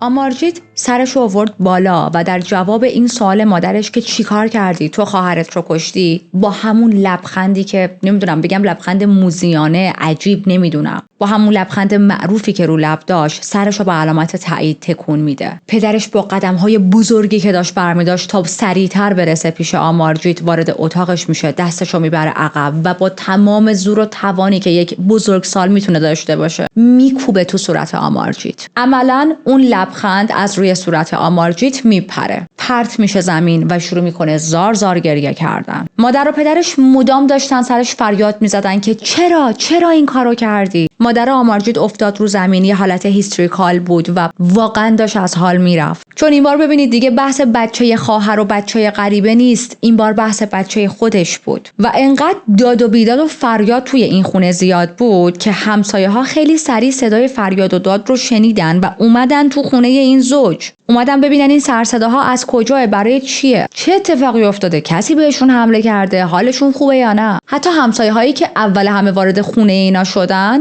اصلا در نزدن، در رو همجوری باز کردن اومدن تو، یعنی اینقدر سر صداها وحشتناک بود. خب اومدن تو اون خونه، چه صحنه‌ای رو دیدن؟ یک نوزادی که تکون نمیخوره، آمارجیتی که رو زمین افتاده، صورتش قرمز شده داره گریه میکنه، پدری که عصبانی خشمگینه و پرول که رو زمین نشسته و داره همینجوری فریاد میزنه و گریه میکنه. واقعیت اصلا حال و هوای اون خونه چیزی نبود که مثلا بگن دزد اومده تو خونه‌شون. به محض اینکه همسایه‌ها چششون به اون نوزاد میافته که هیچ تکونی نمیخوره و مشخصه که مرده، یه سری پچ بینشون شروع میشه. همسایه‌ها تلاش کردن مادر و پدر آمارجیت رو آروم کنن. از اون طرف داشتن به این زن و شوهر میگفتن که اگر آمارجیت بچه‌تون رو کشته باید به پلیس گزارش بدید. باید دلتون رو سنگ کنید. سخته ولی باید انجام بدید. اما پدر آمارجیت در جواب به همسایه‌ها میگه که نه، من خودم آمارجیت رو میکشم و حتی حمله میکنه سمت آمارجیت که واقعا یک بلایی سرش بیاره و همسایه‌ها جلوش رو میگیرن. آمارجیت تا اون لحظه ساکت نشسته بود و توی سکوت داشت گریه میکرد و صورتش خیس از اشک بود. اما یه حرفی میزنه. میدونید یه حالتی که وقتی یک بچه رو بیش از حد سرزنش کنی و خشمش زیاد شه، اون بد بودن رفتار براش از بین میره و دست به لجبازی میزنه. آمارجیت هم همین اتفاق براش افتاد. تو چشم پدر مادرش نگاه کرد و گفت خب که چی؟ کشتمش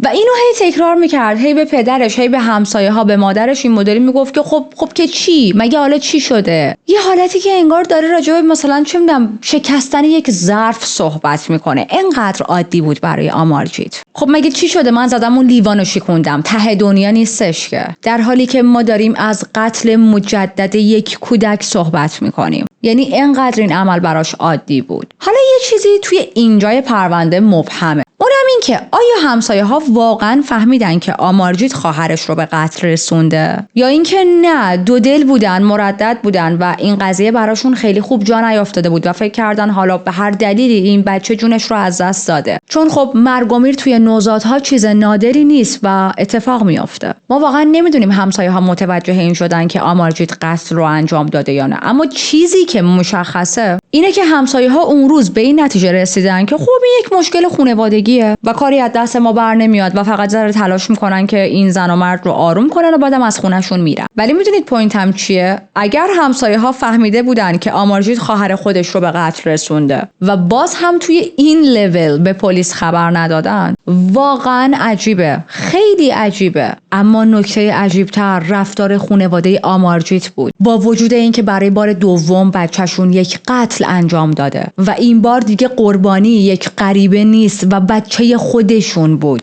اما باز هم رفتن در خونه همسایه‌ها و شروع کردن التماس کردن به تک تک همسایه‌ها. با التماس میگفتن که ما بدبختیم، ما بیچاره‌ایم، خواهش میکنیم چیزی به پلیس نگید، این یه مشکل خانوادگیه، ما میخوایم خودمون حلش کنیم، ما داریم تلاش میکنیم که به آمارجیت درس بدیم، قطعاً آمارجیت رو تنبیه میکنیم، باور کنید ما خودمونم داریم تو عذاب این اتفاق میسوزیم، زندگیمون رو از این بدتر نکنید. اگه شما به عنوان همسایه میخواید به ما کمک کنید، تنها کمکتون اینه که ساکت بمونید و کلاً از این حرفا. منطق خانواده آمارجیت این بود که ما آلردی یه دونه از بچه‌هامون رو از دست دادیم. اگر که آمارجیت رو هم به پلیس تحویل بدیم، این یکی بچه‌مون هم از پیشمون میره. ولی اگر ما خودمون آمارجیت رو تنبیه کنیم، این گرایش قتلی که تو وجودش هست از بین میره. و خب این که الان 8-9 ساله است، بالاخره توی سن کمیه، شاید اصلا معنی و مفهوم خیلی چیزها رو نفهمه، رفته رفته بزرگ میشه، دنبال کار میگرده، ازدواج میکنه، خودش بچه دار میشه و متوجه این رفتار اشتباهش توی کودکی خواهد شد. و باید بگم این طرز فکر خیلی عجیب و غیر منطقیه، چون ما تا یه حدی میتونیم بگیم بچه‌مون یک الگوی رفتاری اشتباه داره که البته برای داشتن همون الگوی رفتاری اشتباه هم شما باید یا مطالعات خیلی زیادی داشته باشی که بدونی چجوری باید حلش کنی، یا به متخصصین باید مراجعه کنی و کمک بگیری که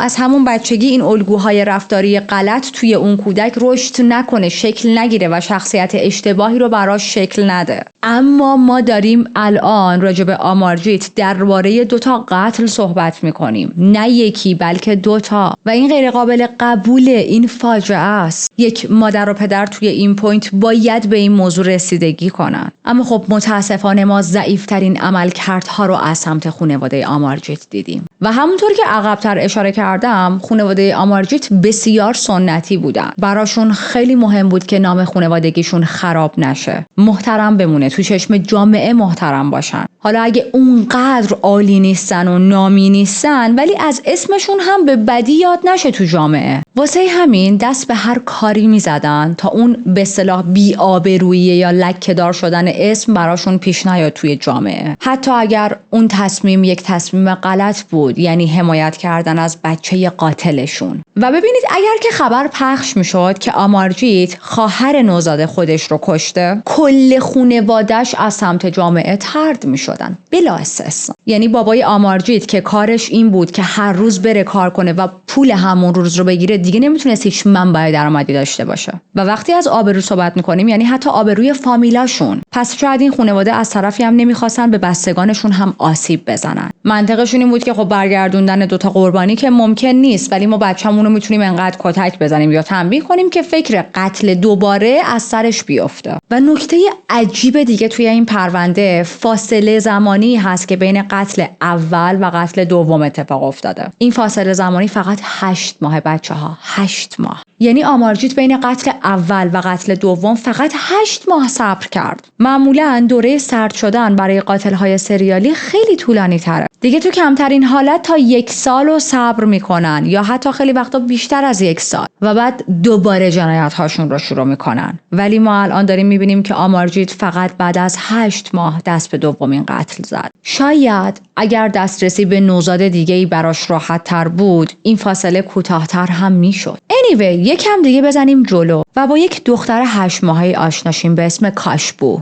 مادر کاشبو همسایه آمارجیتینا نبود، یعنی اصلا آمارجیت رو نمیشناخت. اما مادر کاشبو هم بعضی وقتا برای اینکه از خونه بزنه بیرون و کارهاش رو انجام بده، نگهداری کاشبو براش سخت میشد. مادر کاشبو هم چند تا جای مختلف کار میکرد و براش سخت بود که بخواد بچهش رو توی محیط کاریش ببره. پس گاهی اوقات نیاز داشت برای 1 روز بچه رو یه جایی بسپاره. توی اون منطقه یک مهد کودکی بود، مهد کودک محلی، و مادر کاشبو تصمیم میگیره که کاشبو رو به اون مهد کودک بسپاره. حالا ببینید میگم مهد کودک، واقعا نه اینکه یک مهد کودک رسمی باشه، نه اصلا. اسمش مهد کودکه. بیشتر شبیه یک کسب و کار خونگی بود که یه نفر توی خونش راه انداخته بود. بچه‌ها رو نگه می‌داشت و خب در ازاش پول می‌گرفت. نه CCTV وجود داشت، نه کسب و کارش ثبت شده بود، نه قوانینی اونجا رعایت می‌شد. مثلا هیچ سیفتی وجود نداشت که بچه‌ها اونجا هستن یه وقت اتفاقی براشون نیفته. یک مهد خونگی کاملا بیقانون، یا میشه گفت بی در و پیکر. به هر حال مادر کاشبو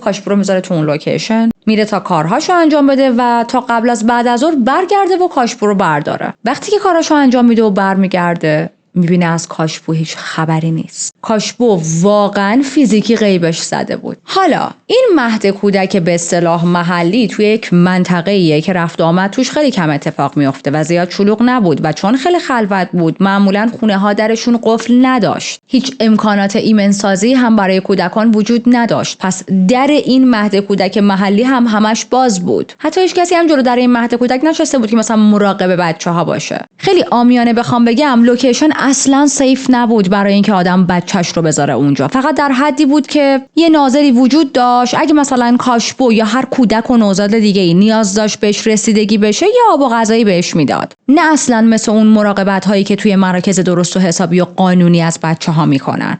و یه چیز مهمتر راجع به این لوکیشن، این مهد کودک محلی نزدیک به خونه آمارجیته. کاشپو گم شده، مردم محلی وحشت کردن و همشون دارن دنبال کاشپو میگردن. پنیک افتاده بینشون به خاطر اینکه هیچ کس نمیدونست این بچه کجاست و همچین چیزی هم سابقه نداشت اونجا. مثلا اونجوری نبود که اوکی ماهی یه بار یه بچه گم میشه تو این منطقه، نه. بعد نکته عجیب این بود که هیچ کس شخص غریبه‌ای رو ندیده بود که بیاد و این بچه رو برداره و بره. واسهشون اصلا منطقی نبود چطور امکان داره یک شخص بزرگسالی اومده باشه بچه رو دزدیده باشه در حالی که هیچ کس هم هیچی ندیده باشه. اکثر مواقع وقتی صحبت از بچه دزدی میشه همه چیزی که تصور میکنن یک مرد بالغ با ظاهر و رفتار مشکوکه. وقتی هم اطرافیان و مادر کاشپو داشتن دنبال این بچه میگشتن همچین چیزی رو از محلی‌ها میپرسیدن و خب هم میگفتن نه ما هیچ مرد غریب و مشکوکی ندیدیم. از طرف دیگه هم سن خود کاشپو جوری نبودش که بگیم اوکی خودش دویده رفته بیرون و گم شده. هیچ کدوم این تئوریا منطقی به نظر نمیرسید. پس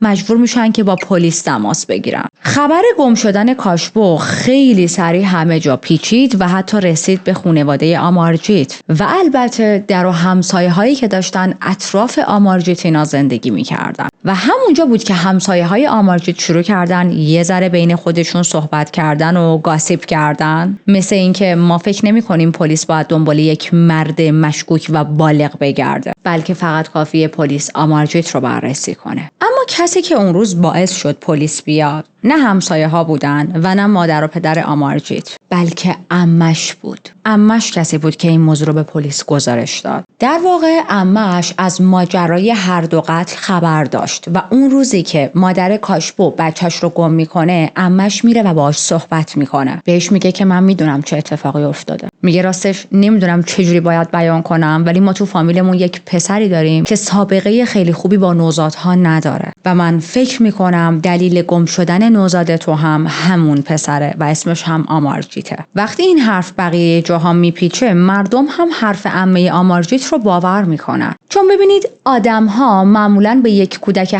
7-8 ساله به همین راحتی اتهام قتل یا دزدی نمیزنن. یعنی یه چیز واقعا ساده ای نیست. مردمی که اون اطراف زندگی میکردن و جامعه بعد از اینکه میفهمن آره ها واقعا شاید آمارجیت تو مفقودی این نوزاد دست داشته خیلی عصبانی میشن و حمله میکنن به سمت خانواده آمارجیت. میان دم خونه‌شون دم ایوون وای میسن و یک صدا خواستار این بودن که آمارجیت رو باید به ما تحویل بدید. مادر و پدر آمارجیت اما مثل همیشه شروع کردن دفاع کردن ازش. به مردم گفتن که عمه آمارجیت شوخی کرده، منظورش رو بد رسونده. یکی از اعضای فامیله که داره با همون شوخی میکنه، داره حرف الکی میزنه، داره پرحرفی میکنه و خیلی تلاش داشتن که با گفتگو مردم رو راضی کنن که برن. باز این رو هم فراموش نکنیم که بحث اون آبروی خانوادگی هم وسط بود دیگه. اما مردم این حرفا تو کتشون نمیرفت. پدر و مادر آمارجیت عصبانی میشن و رو به مردم میگن که چی دارید میگید؟ حرف دهنتون رو میفهمید؟ آمارجیت فقط یک بچه است. چطور امکان داره تو مفقودی یک نوزادی دست داشته باشه؟ قبل از اینکه این اتهام ها رو به آمارجیت وارد کنید یه ذره فکر کنید اصلا منطقیه به نظر خودتون؟ و واقعیت این دفاع از سمت خانواده آمارجیت خیلی عجیبه. شما میدونید بچه‌تون مسئول 2 مرگ بوده، پس الان خیلی جای تعجب نداره که مسئول یک مفقودی هم باشه. اما مردم حرفشون یکی بود. سفت و سخت سر جاشون وایساده بودن و به خانواده آمارجیت میگفتن که یا باید به ما مدرک نشون بدید که آمارجیت توی مفقودی اون بچه دست نداشته یا اینکه ما آمارجیت رو میبریم. مردم انقدر وایسادن، انقدر عقب نشینی نکردن، انقدر داد زدن، فریاد زدن و جدی رو خواستشون پافشاری کردن که بالاخره مادر و پدر آمارجیت مجبور شدن برن و آمارجیت رو بیارن جلوی جمعیت. از داخل خونه کشیدنش بیرون توی ایوون و آمارجیت وایساد روبروی یک عالم آدم. به محض اینکه مردم آمارجیت رو دیدن شروع کردن داد زدن سرش و با فریاد بهش میگفتن بگو چی کار کردی؟ بگو با اون دختر بچه نوزاد چی کار کردی؟ اعتراف کن.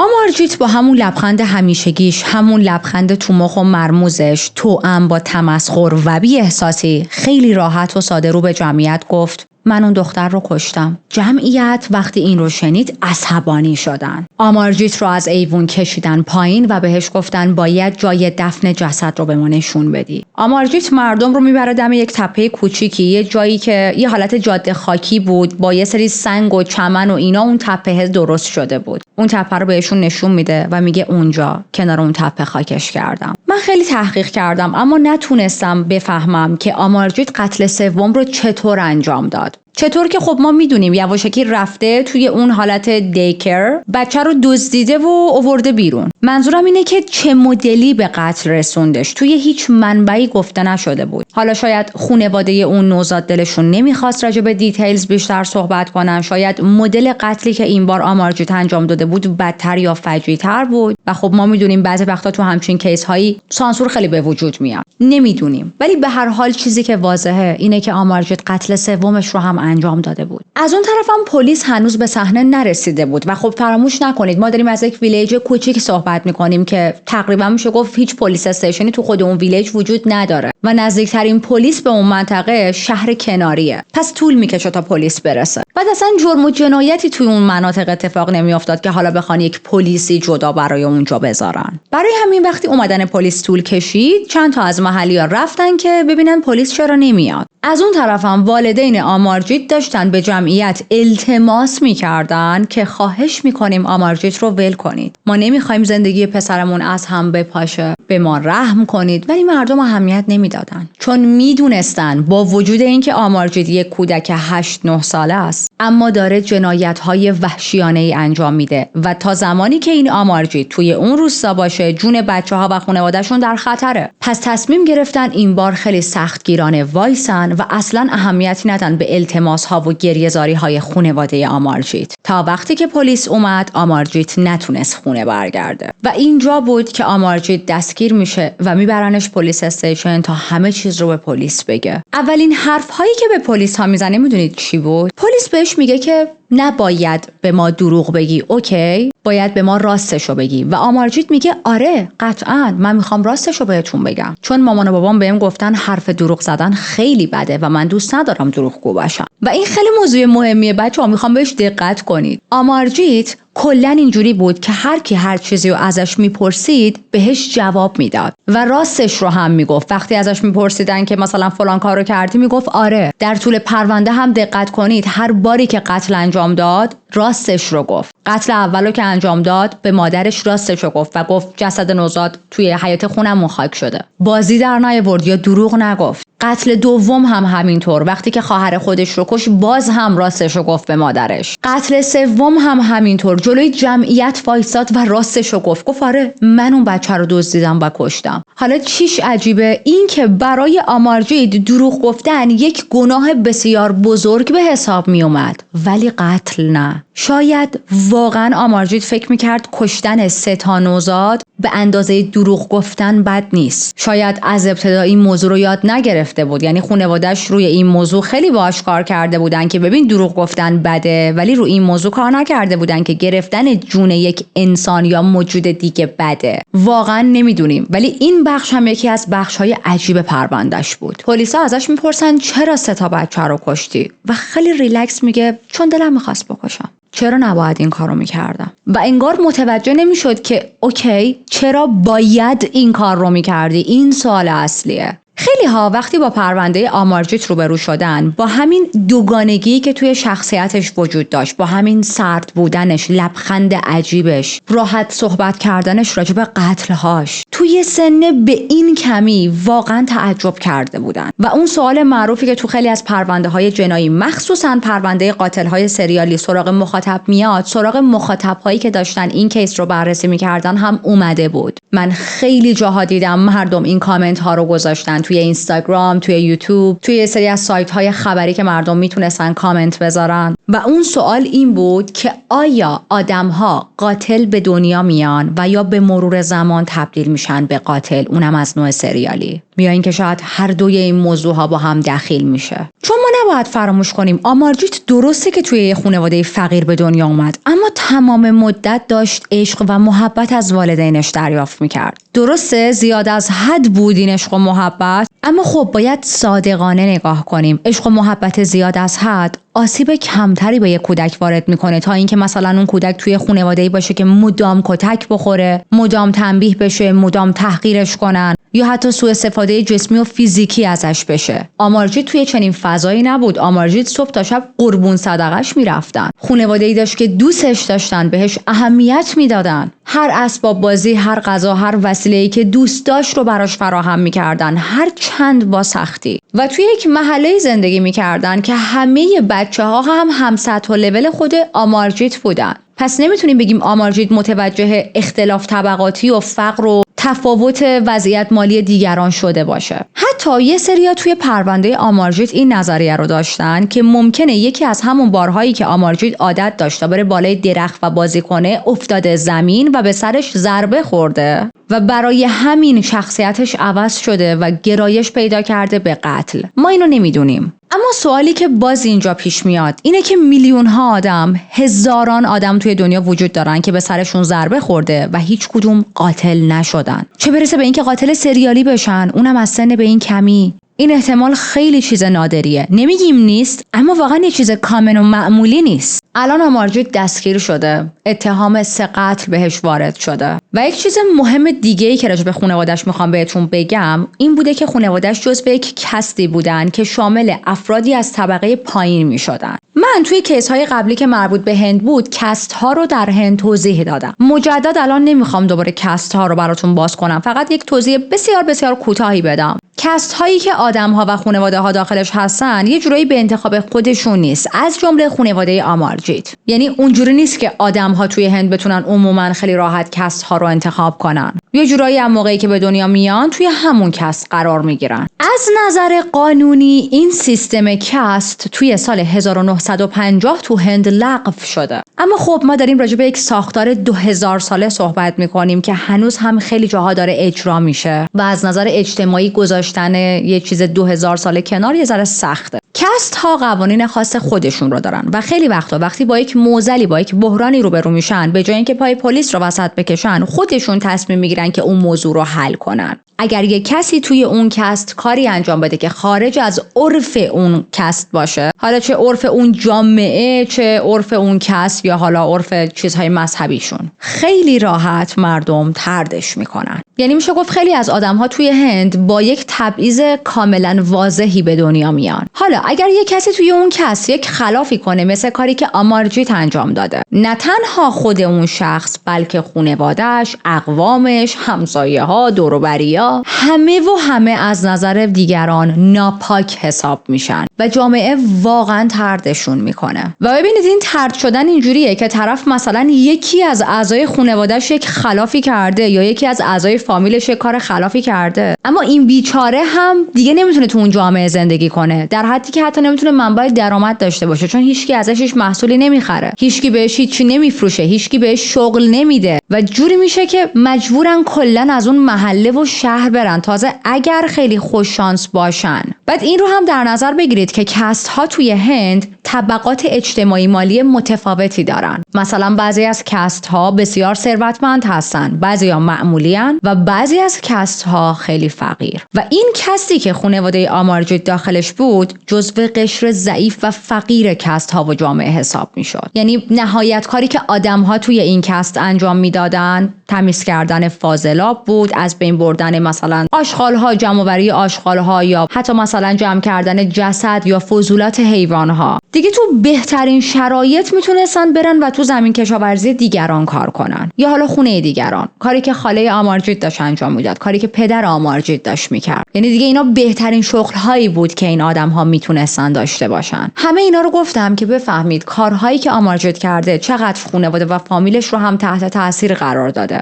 anyway ما پرونده رو چجوری شروع کردیم؟ با اونجایی که گفتیم آمارجیت توی پلیس استیشن نشسته و درخواست کوکی کرده تا به قتل‌هاش اعتراف کنه. بعد از صحبت کامل آمارجیت فقط به یک قتل متهم میشه، فقط به قتل کاشبو. برای قتل پسر خالش و یا خواهرش هرگز اتهامی بهش صورت نمیگیره، چون خانواده‌اش نمیخواستن از آمارجیت شکایت کنن و این خیلی عجیبه. به هر حال که آمارجیت این قتل‌ها رو انجام داده، اوکی خانواده‌اش نمیخوان ازش شکایت کنن، ولی چون اونا شکایت نمیکنن هیچ حکمی هم نمیگیره. یعنی برای اینکه حتما واسه یک نفر حکم صادر شه باید یک شاکی خصوصی باشه. طبق قوانین هند یک کودک خردسال رو نمیتونستن بندازن زندان و به اعدام محکوم کنن. مثلا اگر یک شخص بزرگسال این قتل ها رو انجام میداد بلا استثناء طبق قوانین هند اعدام میگرفت، ولی نمیتونستن این کارو با آمارجیت کنن. حتی نمیتونستن بیشتر از 3 سال بندازنش زندان به خاطر سنش. میتونستن برای یه مدت توی یک مرکز خاصی نگه دارن تا موقعی که به سن بلوغ برسه و بعد دوباره برگرده به جامعه. و همین اتفاق هم میفته. آمارجیت مدتی میره مرکز اصلاح نوجوانان و ظاهرا تا قبل از 18 سالگی از اون مرکز میاد بیرون. و الان کجاست؟ الان آزاد شده. الان حدود 23 ساله است و داره برای خودش تو هند زندگی میکنه. یه شایعه هایی هست که میگن اسمش رو کامل عوض کرده، حتی میگن ازدواج کرده، نزدیک همون پدر و مادرش داره زندگی میکنه. اما غیر از اینا هیچ اطلاعات دیگه ای از الان آمارجیت نداریم. ظاهرا جوری داره زندگی میکنه که خودش رو کامل از هر منبع خبری دور نگه داشته. وقتی به این فکر میکنم که شخصی که 3 کودک رو 3 نوزاد رو در واقع به بدترین شکل ممکن کشته و الان آزاده، دنیا برام خیلی ترسناکتر میشه. بیایید مثل همیشه چند لحظه راجع به قربانی های امروزمون صحبت کنیم. پرونده امروز به یاد نوزادانی کاور شد که حتی فرصت روشن کردن اولین شمع تولدشون رو هم پیدا نکردن. به یاد نفس‌های آروم، گرم و دست‌های کوچیکشون. همه قربانی ها زیر 1 سال بودن. هیچ کدوم اولین تولد عمرشون رو ندیدن. هیچ کدوم نتونستن توی این دنیا بازی کنن، حرف زدن یاد بگیرن و یا حتی بزرگ شن. به امید تفکر بیشتر قبل از قبول کردن سرپرست شدن. یادشون زنده و گرامی. اگر هنوز تصویر و صدای من رو دارید و چنل رو سابسکرایب نکردید، خیلی خوشحال میشم که دکمه سابسکرایب رو بزنید. از شما چند ثانیه وقت میگیره ولی من رو خیلی خوشحال میکنه. بعضی‌ها توی کیس آمارجیت این حدس رو زدن که آمارجیت از این شخصیت هایی داشت که همیشه از بچه‌ها یک حس بدی میگرفت. یک حس حسادت داشت نسبت به بچه‌هایی که از خودش کوچیک‌تر بودن و این حس حسادت به مرور زمان تبدیل شد به خشم، به کینه، به نفرت نسبت به بچه‌ها. ولی خب ما نمیتونیم با قطعیت این موضوع رو تایید کنیم. به خاطر اینکه دوباره اشاره میکنم آمارجیت موقعی که این قتل‌ها رو انجام داد خیلی سنش کم بود. یک کودک 8 ساله مغزش هنوز رشد نکرده. هنوز درک عمیقی از خیلی از چیزها نداره. شاید دقیقاً معنی و مفهوم حسادت رو درک نکنه یا حتی معنی و مفهوم تنفر رو، حداقل به اندازه یک شخص بزرگسال منظورمه. و خب فقط یک متخصص مغز و اعصاب کودکان باید بیاد و این چیزها رو تحلیل و بررسی کنه و بگه که دقیقاً چه اتفاقهایی افتاده، که خب متاسفانه همچین افرادی آمارجیت رو بررسی نکردن. ما نمیدونیم آمارجیت توی چه مرحله‌ای از رشد بوده، چه چیزهایی یاد گرفته بود، چه چیزهایی رو یاد نگرفته بود. مثلا ما تو پرونده های قاتل سریالیا دیدیم که خیلی هاشون وقتی که کودک هستن اولین جنایت هاشون رو با آسیب رسوندن به حیوانات شروع میکنن. بعد که یک مقدار میگذره و به دوران نوجوانی یا جوونی میرسن اوضاع بدتر میشه و میرن سراغ گرفتن جون آدم ها. ولی موضوعی که داستان آمارجیت رو خیلی وحشتناکتر میکنه اینه که از همون اول رفت سراغ کشتن انسان، مستقیم دست زد به قتل و گرفتن جان آدم ها. یه سریای دیگه توی این کیس این نظریه رو داشتن که آمارجیت هم مثل خیلی از قاتل‌های سریالی که البته سنشون بیشتر بوده، از وارد کردن درد و دیدن رنج و عذاب انسان لذت می‌برده. یک نوع شعف براش به وجود می آورده. وقتی که میدید نوزادها دارن رنج میکشن، عذاب میکشن، این براش خوشحال کننده بود. دلیل انتخاب نوزادها هم براش این بود که خب به زورش به افراد بزرگسال نمیرسید. از اون طرف اگر میرفت سراغ مثلا کودکانی که خردسال هستن، سنشون از خودش کمتره ولی نوزاد نیستن، خب به هر حال زور بیشتری داشتن دیگه. مثلا اگر می‌خواست یک قربانی 3-4 ساله 5 ساله رو انتخاب کنه، اون کودک 3-4-5 ساله زور بیشتری داره تا یک نوزادی که زیر 1 ساله. از اون طرف نوزادها نمیتونستن حرف بزنن، نمیتونستن فریاد بکشن، درخواست کمک کنن، یا اگر 1% زنده میموندن به کسی نمیتونستن چیزی بگن. پس همین که قربانی‌هاش ضعیف‌ترین بودن توی این دنیا، یک حس قدرت و رضایتی براش به وجود میومد وقتی که این نوزادها رو به قتل میرسون. ولی باز اینا همه نظریه است و فکت نیست. متاسفانه هیچ متخصص درست و حسابی نرفته آمارجیت رو توی اون خط زمانی که کودک بود و قتل‌ها رو مرتکب شده بود بررسی کنه. یک روان درمانگری توی هند که توی یکی از بهترین مؤسسه‌های علوم پزشکی کار می‌کرده، وقتی که کیس آمارجیت رو بررسی میکنه، اونم وقتی میگم بررسی نه حالتی که بره و با خود آمارجیت صحبت کنه، نه، مطالعه و تحقیق در حدی که ما هم انجام دادیم، میگه که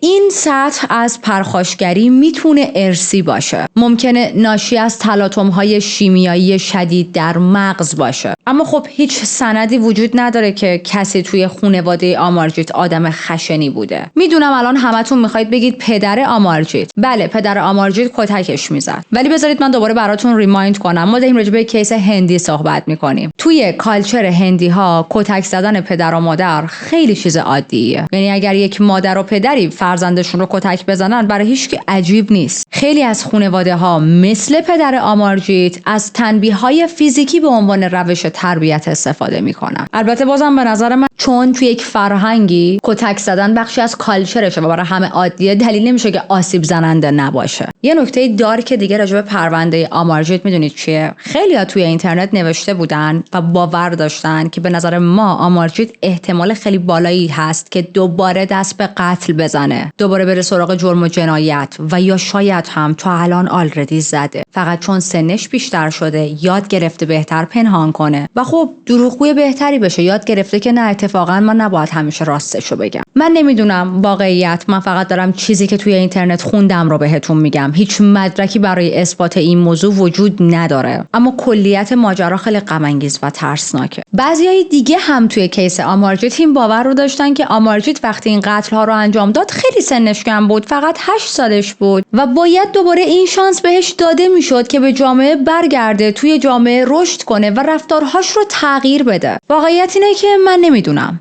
من متخصص نیستم. تنها چیزی که میتونم بگم اینه که آمارجیت جوان‌ترین قاتل سریالی در دنیاست و نقاط قابل بحث توی پروندهش خیلی زیاد بود. برای همینم خیلی دوست دارم نظر شماها رو توی کامنت ها بخونم. شما راجع به این کیس چه فکری میکنید؟ به نظر شما واقعا آمارجیت باید بهش فرصت داده میشد و به جامعه برمیگشت، یا مثلا راجع به اون بودی که خیلیا گفتن احتمال زیاد دوباره قتل انجام داده یا خواهد داد، راجع به اون چه نظری دارید؟ یا اینکه اصلا چرا یک کودک 8 ساله باید میل و گرایش اینقدر شدید به کشتن نوزادها رو داشته باشه؟ متاسفانه عکس و شواهد مربوط به کیس آمارجیت توی منابع خیلی کم بود بچه‌ها. دقت هم کرده باشید من در طول کیس خیلی عکس‌های محدودی داشتم که براتون بذارم، برخلاف اکثر کیسایی که کار می‌کنیم من یک عالمه واسهتون عکس میذارم. مثلا اینکه اسم قربانی‌ها مشخص نبود به جز یکیشون، تازه اونم فامیلیشو ما نمیدونستیم، فقط اسم کوچیکشو میدونستیم. هیچ کدوم از قربانی‌ها عکس نداشتن.